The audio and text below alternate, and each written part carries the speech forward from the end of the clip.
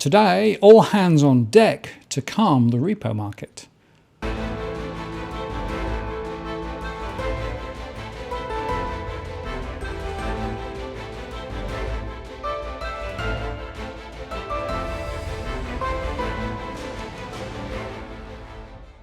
Hello again, it's Martin North from Digital Finance Analytics. Welcome to the latest post covering finance and problem news with a distinctively Australian flavour.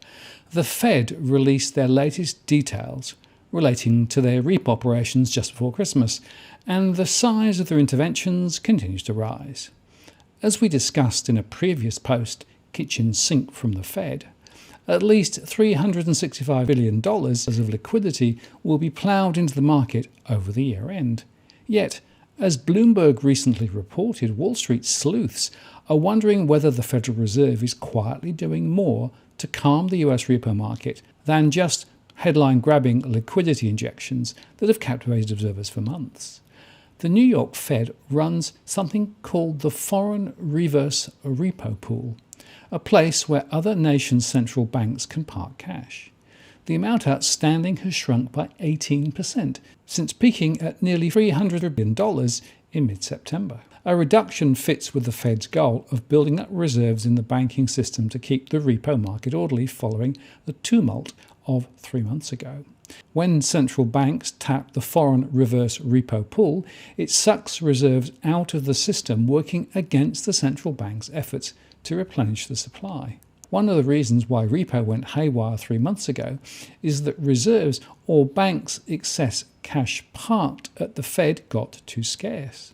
And as a result, the central bank began temporarily replenishing reserves via overnight and term repo operations, as well as by buying billions a month in Treasury bills. And Monday's 15-day auction that spans the end of the year was undersubscribed, the second straight operation to come in under the amount on offer. And that could possibly be a sign that year-end funding pressures have eased, but next year will test whether the Fed can end its interventions without chaos re-emerging. Chairman Jerome Powell recently said the Fed isn't trying to eliminate all volatility from markets. However, if the repo market is erratic, it signals the Fed doesn't have control over the financial system's plumbing, and that's something policymakers and the broader market can't tolerate.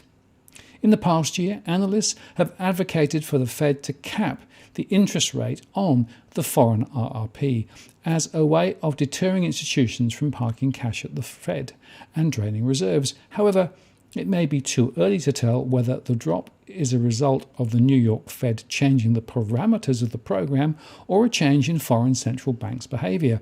The Fed might have reduced the interest rate, making foreign RRP less appealing. That figure, last published a month ago, is only released quarterly, so we just don't know. And we don't know whether the decline in the level of the pool reflects a change in the terms of the program or is just a response to the change in market conditions.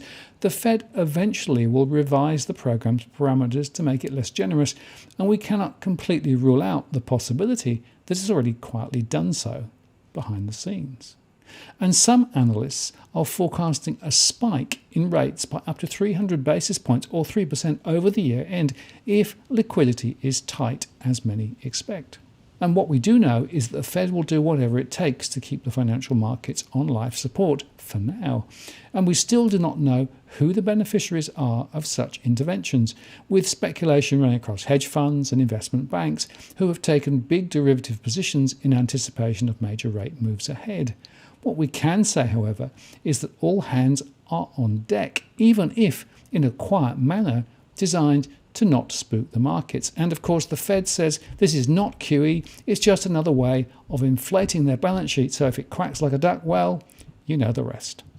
I'm Martin North from Digital Finance Analytics. Many thanks for watching, and I'll see you again next time.